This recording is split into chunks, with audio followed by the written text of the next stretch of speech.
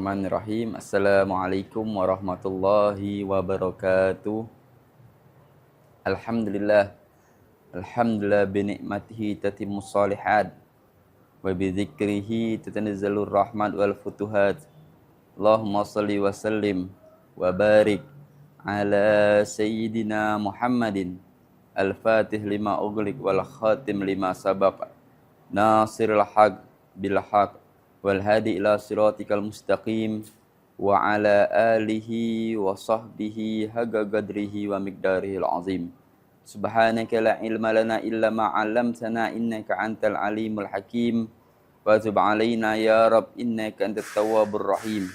Rabbi israh li sadri wa yassir li amri wahlul 'uqdatam min lisani yafqahu qawli. Rabbi zidna ilman wa yaqinan warzuqna fahman amin ya rabbal alamin. Pemirsa Kompas TV Mutiara Iman rahimakumullah. Alhamdulillah, senantiasa kita harus selalu bersyukur atas segala limpahan rahmat dan karunia dari Allah Subhanahu wa taala. Sebab karena nikmat dan karunia Allah lah kita bisa menjalani aktivitas kita sehari-hari di atas buminya Allah Subhanahu wa taala.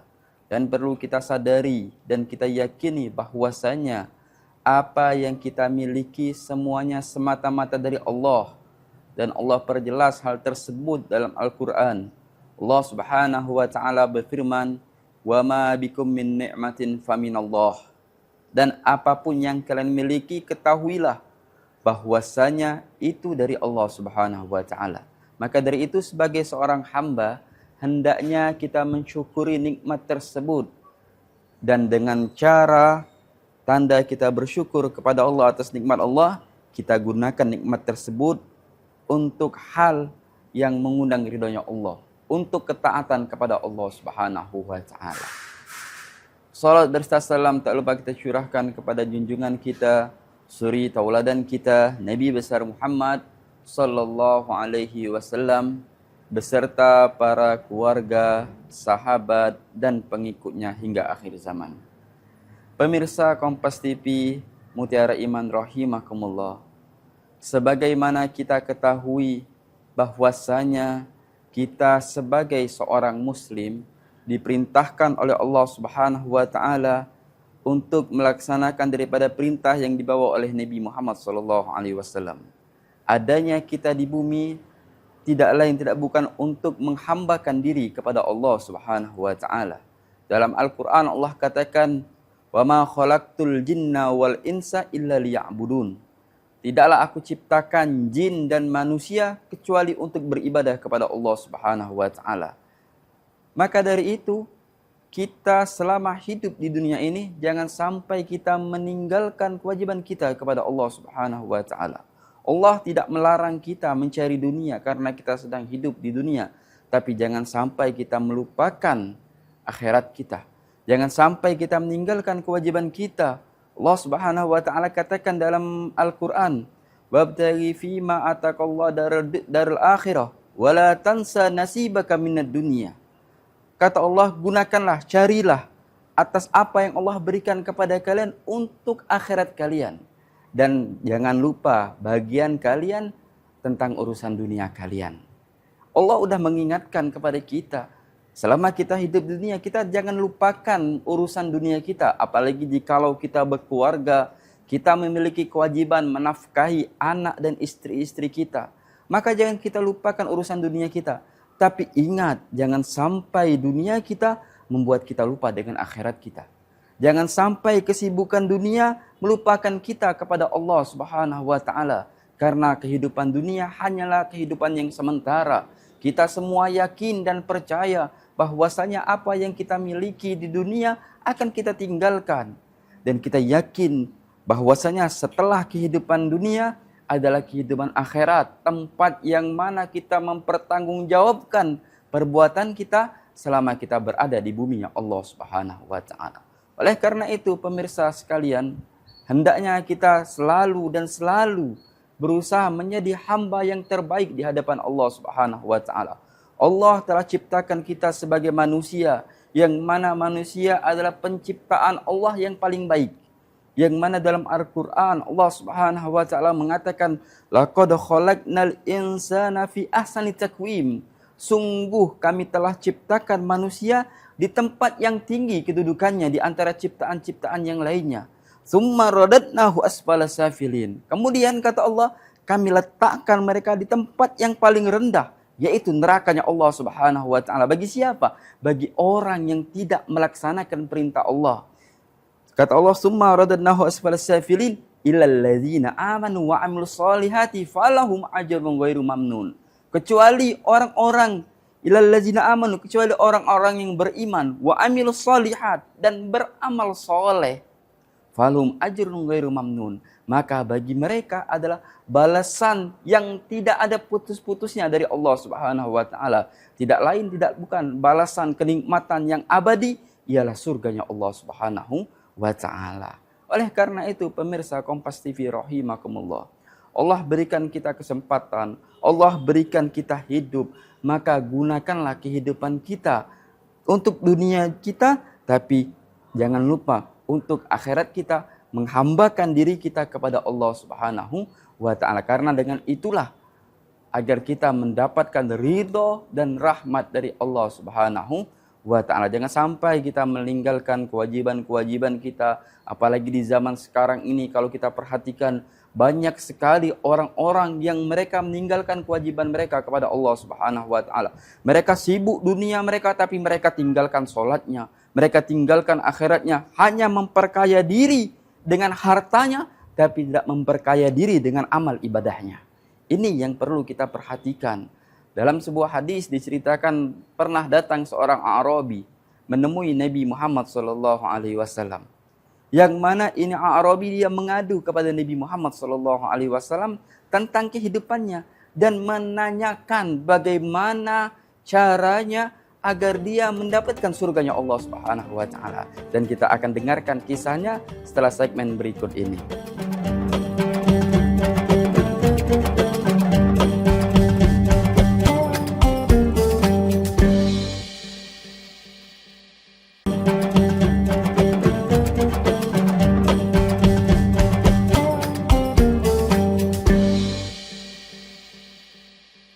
Pemirsa Kompas TV rahimakumullah, bagaimana seorang datang menemui Nabi Muhammad SAW, orang Arab pedalaman, yang dia suatu hari datang menemui Nabi Muhammad SAW, dan dia bertanya kepada Rasulullah, ya Rasulullah, ya sallaitu maktubat, wa sumtu Ramadan, wa halaltul halal, wa haramtul haram, wa lam azid ala zalika syai'an, adkhul jannah? Qala na'am. Datang orang Arab menemui Nabi Muhammad SAW, orang Arab pedalaman dari dusun yang ada di Arab sana. Dia datang menemui Nabi Muhammad SAW dan dia bertanya, ya Rasulullah, wahai utusan Allah, bagaimana jikalau aku hanya sholat 5 waktu, kemudian aku berpuasa pada bulan Ramadan, dan aku halalkan apa yang dihalalkan oleh Allah, aku lakukan apa yang dibolehkan oleh Allah, dan aku haramkan atas diriku apa-apa yang diharamkan oleh Allah Subhanahu wa ta'ala. Aku jauhi apa yang dilarang oleh Allah. Dengan hal tersebut, apakah bisa membuatku masuk ke dalam surganya Allah Subhanahu wa ta'ala? Maka Nabi Muhammad SAW menjawab dengan singkat, jelas, dan padat. Kata Nabi Muhammad, iya, kau bisa masuk surga dengan kau menjalankan perintah Allah, sholat 5 waktu, puasa pada bulan Ramadan, dan kau halalkan yang halal, kau haramkan yang haram, serta jikalau kau mampu, kau berzakat dan berhaji, maka itu bisa membuatmu untuk masuk ke surganya Allah Subhanahu wa ta'ala. Dari kisah ini, pemirsa sekalian, kita bisa melihat bahwasanya Allah tidak membebankan hal yang berat kepada kita. Allah tidak menekankan hal yang besar kepada kita. Allah hanya merintahkan kepada kita sehari sholat 5 kali, 5 waktu dalam sehari. Kemudian pada bulan Ramadan puasa, dalam setahun kita hanya berpuasa disuruh 1 bulan saja. Kemudian jikalau kita mampu, kita mengeluarkan zakat daripada apa yang diperintahkan oleh Allah melalui Nabi Muhammad SAW. Tinggal kita laksanakan, tinggal kita melaksanakannya agar kita mendapatkan nikmat dari Allah Subhanahu wa ta'ala. Silakan kita bekerja, silakan kita mencari rezeki, tapi ketika kita mencari rezeki, jangan sampai kita melupakan akhirat kita, persiapan kita untuk menghadap Allah Subhanahu wa ta'ala. Dalam Al-Quran, Allah Subhanahu wa ta'ala telah berpesan kepada kita semua, yang mana kata Allah, tazawwadu fa aina khairu zadi taqwa. Berbekallah kalian, berbekallah dunia kalian berbekal. Ketika kita mau pergi saja ke tempat yang jauh, pasti kita akan mempersiapkan bekal untuk diri kita. Dan ketahuilah ketika kita meninggal, berarti kita telah melangkahkan kaki kita untuk perjalanan yang lebih jauh lagi, yaitu menghadap Allah Subhanahu wa ta'ala. Maka hendaknya kita berbekal juga. Jangan ketika dunia kita mau perjalanan, kita di dunia menyiapkan bekal untuk hari tua kita, tapi jangan sampai kita lupa mempersiapkan untuk akhirat kita, untuk kita menghadap Allah. Allah telah mengatakan berbekallah kalian, silakan berbekal untuk masa tua kalian, untuk perjalanan kalian silakan berbekal. Tapi jangan lupa bekal akhirat dengan ketakwaan kepada Allah Subhanahu wa ta'ala. Tazawwadu fa inna khairaz zadi taqwa. Berbekallah kalian, dan sebaik-baik bekal untuk akhirat kalian adalah ketakwaan kepada Allah Subhanahu wa ta'ala. Takwa yang mana artinya sebagaimana banyak dikatakan ulama, takwa adalah kita mengerjakan perintah-perintah Allah daripada hal-hal yang diwajibkan oleh Allah dan menjauhi apa yang dilarang oleh Allah Subhanahu wa ta'ala, baik itu kemaksiatan, perbuatan zalim, perbuatan mungkar, itu semua harus dijauhi, harus dihindari agar kita mendapatkan rahmat dan surganya Allah Subhanahu wa ta'ala. Maka dari itu pemirsa Kompas TV rahimakumullah, dalam Al-Quran surat Al-Bayyinah, Allah Subhanahu wa ta'ala pun telah mengatakan, yang mana kata Allah, innal ladzina amanu wa amilus solihati ulaika hum khairul bariyah. Orang yang beriman, orang yang beramal soleh, maka itulah orang yang paling baik di hadapan Allah. Kita mencari pengakuan baik itu bukan di hadapan manusia, bukan di hadapan orang sekitar kita. Bukan itu tujuan kita di dunia ini. Kita mencari nama baik untuk apa? Baik di hadapan Allah, baik di hadapan Nabi Muhammad SAW. Dan orang yang baik di hadapan Allah, Allah jelaskan dalam Al-Quran, innal ladzina amanu wa amilus solihat. Orang yang beriman dan beramal soleh, ulaika hum khairul bariyah. Mereka itulah sebaik-baik manusia. Jikalau orang telah beriman, dia beramal soleh, pasti dia akan menjadi manusia baik yang paling baik. Di hadapan Allah akan menjadi manusia yang paling baik. Di hadapan manusia pun akan menjadi manusia yang paling baik. Karena ajaran Islam hakikatnya adalah ajaran yang membuat seorang itu akan mendapatkan kebahagiaan di dunia dan kebahagiaan di akhirat. Kata Allah, ulaikam khairul bariyah, jazaohum inda rabbihim. Balasan mereka kelak di sisi Tuhannya apa? Jannatul adnin tajri min tahtihal anhar. Surga Aden, yang mana dikatakan tajri min tahtihal, yang mana di surga tersebut mengalir sungai-sungai. Khalidina fiha, yang hamba tersebut kekal di dalamnya, dalam kenikmatan dari Allah Subhanahu wa ta'ala. Yang mana dikatakan bahwasanya di surga itu inna fil jannati nakhrun, sesungguhnya di surga itu ada sungai yang mana launuha abyadu minal laban, warnanya lebih putih daripada susu, dan rasanya lebih manis daripada madu. Itu di antara sungai-sungai yang ada di surganya Allah Subhanahu wa ta'ala. Untuk siapa? Untuk orang yang beriman dan beramal soleh. Orang yang paling baik, manusia yang paling baik di hadapan Allah Subhanahu wa ta'ala. Kalau kita sudah mendapatkan predikat manusia yang paling baik di hadapan Allah, maka di hadapan manusia pun kita menjadi manusia baik. Karena hakikatnya ajaran Islam bukan hanya urusan kita dengan Allah saja.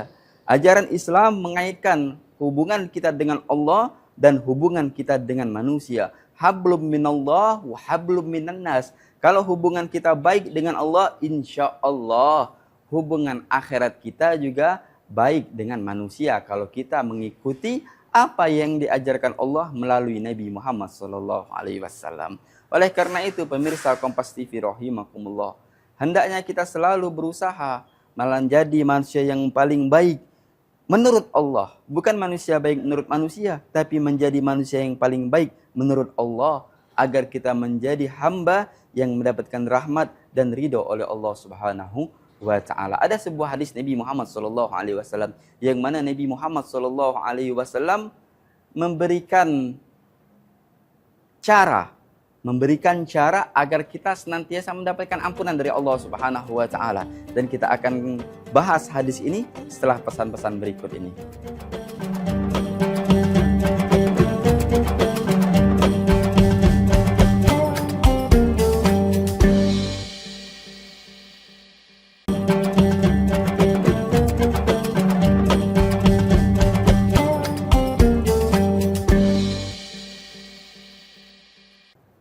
Pemirsa Kompas TV Mutiara Iman rahimakumullah. Bagaimana cara yang diajarkan oleh Nabi Muhammad SAW untuk kita menjadi hamba yang baik di hadapan Allah dan di hadapan Nabi Muhammad SAW. Yang mana Nabi Muhammad juga mengajarkan pada kita. Nabi Muhammad tahu bahwasanya umatnya kelak manusia itu pasti melakukan dosa, pasti melakukan kesalahan, dan kita pun sadar, kita menyadari bahwasanya tidaklah lepas dari satu hari kecuali kita di situ pasti ada melakukan dosa. Dan beruntungnya kita memiliki Tuhan yang Maha Pengasih lagi Maha Penyayang, Nabi yang sayang kepada kita semuanya, sehingga tidaklah Nabi Muhammad SAW itu berpulang ke pangkuan Allah Subhanahu wa ta'ala kecuali telah sempurna ajaran agama Islam diajarkan oleh Nabi Muhammad SAW. Ma'asyarul mustami'in rahimakumullah, Nabi Muhammad SAW berpesan kepada kita sebagai seorang hamba, berbekal untuk kita juga, pegangan untuk kita juga, agar kita selalu mendapatkan ampunan dari Allah Subhanahu wa ta'ala. Dalam sebuah hadis Nabi Muhammad SAW bersabda, yang mana kata Nabi Muhammad, ittaqillah haitsuma kunta wa adbi'i sayyi'ati hasanatamhuha wa khaliqin nas bi khuluqil hasan. Yang mana kata Nabi Muhammad, bertakwalah kalian dimanapun kalian berada. Hendaknya selalu menjadi hamba yang bertakwa dimanapun, kapanpun. Kita harus selalu menjadi hamba yang bertakwa. Berusaha bagi diri kita menjadi hamba yang bertakwa di hadapan Allah Subhanahu wa ta'ala. Mau di keramaian ataupun di kesunyian. Mau di tempat umum ataupun di tempat kita pribadi. Mau di siang hari, di pagi hari, di sore hari, di malam hari. Berusaha untuk menjadi hamba yang bertakwa kepada Allah. Dan Nabi Muhammad mengetahui bahwasanya umatnya pasti melakukan dosa, pasti melakukan kesalahan. Yang mana dalam sebuah hadis Nabi Muhammad mengatakan, kullu bani Adam khata'. Semua manusia itu punya salah. Wa khairul khata'in at-tawwabun. Dan sebaik-baik yang bersalah adalah meminta ampunan kepada Allah Subhanahu wa ta'ala. Kalau kita merasa bersalah, hendaknya kita minta ampun kepada Allah. Contoh saja di dunia kita, jikalau kita melakukan kesalahan kepada seorang, maka hendaknya kita minta maaf kepada orang tersebut agar tidak ada perselisihan di antara kita. Begitu juga kita di hadapan Allah, ketika kita melakukan salah, jangan kita ngerasa menjadi manusia yang paling benar, menjadi manusia yang tidak punya dosa. Karena kita semuanya berdosa, tapi ingat Allah zat yang maha penyayang, zat yang maha pengampun, akan mengampuni dosa kita jikalau kita bertobat kepada Allah, meminta ampun kepada Allah Subhanahu wa ta'ala. Nah, pesan Nabi Muhammad tahu bahwasanya umatnya pasti memiliki kesalahan. Namun Nabi Muhammad di sini mengajarkan agar setiap kesalahan kita diganti dengan kebaikan. Agar kesalahan kita mendapatkan penghapusan dari Allah Subhanahu wa ta'ala. Yang mana dalam hadis tadi Nabi Muhammad mengatakan, ittaqillah haitsuma kunta wa adbi sayyi'ati hasanatamhuha. Dan ikutilah perbuatan buruk kalian dengan perbuatan baik. Seimbangkan antara keburukan dengan kebaikan. Atau lebih bagus lagi jikalau kebaikan lebih banyak daripada keburukan kita. Karena apa? Karena perbuatan baik itu akan menghapus daripada kesalahan kita. Nah ini kita setiap malam harus introspeksi diri kita. Yang mana dikatakan oleh Sayyidina Umar bin Khattab, hasibu qabla an tuhasib. Introspeksi dari diri kalian sebelum kalian kelak dihisab oleh Allah, ditanya oleh Allah. Jadi setiap malam sebelum kita tidur, hendaknya kita menyadari dan kita mengoreksi diri kita. Kesalahan apa yang aku lakukan di hari ini? Dosa apa yang aku lakukan di hari ini? Dan ketika kita menyadari ada dosa, kesalahan yang kita lakukan, hendaknya ikuti dengan perbuatan baik. Di antaranya sebelum tidur, kita baca istighfar kepada Allah, minta ampun kepada Allah. Bahkan Nabi Muhammad SAW, manusia yang kita tahu dan kita yakini manusia yang tidak melakukan dosa. Karena seorang Nabi ma'asum, terjaga, dijaga oleh Allah Subhanahu wa Ta'ala. Para anbiya, 25 nabi dan rasul semuanya terjaga dari melakukan perbuatan dosa. Apalagi Nabi Muhammad SAW, manusia yang paling sempurna, manusia nabi yang paling mulia, yang mana enggak pernah melakukan dosa. Tapi dikatakan, diriwayatkan oleh Sayyidina Aisyah, bahwasanya Aisyah mengatakan, kana Nabi SAW yastaghfiruna fi kulli yawm 70 marrah, wa fi riwayah 100 marrah. Nabi Muhammad itu setiap harinya beristighfar sebanyak 70 kali. Ada riwayat mengatakan yang lain bahwasanya Nabi Muhammad itu beristighfar 100 kali dalam satu hari. Padahal Nabi Muhammad enggak punya dosa. Nabi Muhammad tidak punya kesalahan. Terus kenapa Nabi Muhammad beristighfar? Mengajarkan kepada kita. Kita manusia yang penuh dosa. Dibandingkan Nabi Muhammad yang tidak punya dosa. Tapi Nabi Muhammad setiap hari beristighfar. Maka kita manusia yang penuh dosa ini lebih wajib lagi, lebih harus lagi untuk beristighfar, meminta ampun kepada Allah Subhanahu wa Ta'ala.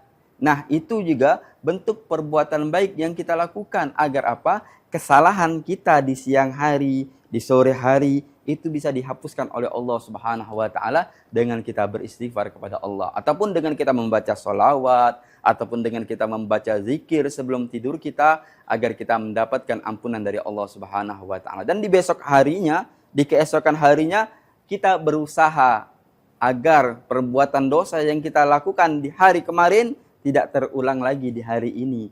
Jadikan hari kita hari ini lebih baik dari kemarin. Yang mana dikatakan Nabi Muhammad SAW, orang yang beruntung, orang yang sukses itu ialah orang yang hari ini lebih baik dari kemarin.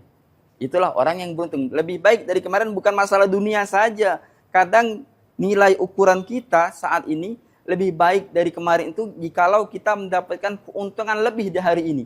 Jikalau kita mendapatkan dunia lebih di hari ini, mendapatkan uang lebih di hari ini, maka itu kita lebih baik dari kemarin. Itu kacamata manusia sekarang ini. Pandangan manusia yang sekarang ini, nilai orang sekarang ini. Kalau beruntung itu berarti dia lebih baik dari kemarin dalam urusan dunia. Kalau pandangan Allah, kacamata Nabi Muhammad, tolak ukur yang diberikan Nabi Muhammad yang lebih baik dari kemarin, itu bukan masalah dunia. Karena dunia ini dikatakan, dunia ini bukan tempat penilaian kita sukses atau enggak, bukan. Karena dikatakan dunia itu Allah berikan kepada semua orang, baik dia orang kafir ataupun orang muslim, baik dia yang taat ataupun yang tidak taat, semua Allah bagi dunianya. Karena dunia rezeki sudah teratur semua oleh Allah Subhanahu wa Ta'ala. Tapi akhirat ini yang jadi tolak ukur kita. Kalau kita menjadi hamba yang sukses menurut Allah, hamba yang berhasil menurut Nabi Muhammad, hari ini lebih baik dari hari kemarin dalam urusan ketaatan kita kepada Allah, dalam kita menjalankan perintah Allah, dalam kita menjauhi larangan-larangan Allah Subhanahu wa Ta'ala. Oleh karena itu, pemirsa Kompas TV rahimakumullah, mari kita selalu berusaha menjadikan hari-hari kita lebih baik dari hari kemarin dalam urusan ibadah kita, dalam urusan ketaatan kita kepada Allah, dan selalulah tingkatkan perbuatan baik kita, tingkatkan ketaatan kita, dan setiap hari kita koreksi diri kita. Usahakan kebaikan kita lebih menonjol daripada dosa kita. Agar apa? Dosa kita tadi terhapus dengan amal kebaikan kita tadi, sehingga kita menjadi hamba yang mendapatkan rahmat dan ridhonya dari Allah, dan kelak di akhirat menjadi hamba yang paling beruntung ketika mendapatkan surganya Allah Subhanahu wa ta'ala. Pemirsa Kompas TV rahimakumullah, mudah-mudahan kita selalu diberikan hidayah untuk menjalankan perintah Allah dan menjauhi apa yang dilarang oleh Allah Subhanahu wa ta'ala. Hadza ma'akul lakum, saya minta maaf kalau ada yang salah dalam ucapan, dan kepada Allah saya mohon ampun. Wabillahi taufiq wal hidayah. Wassalamualaikum warahmatullahi wabarakatuh.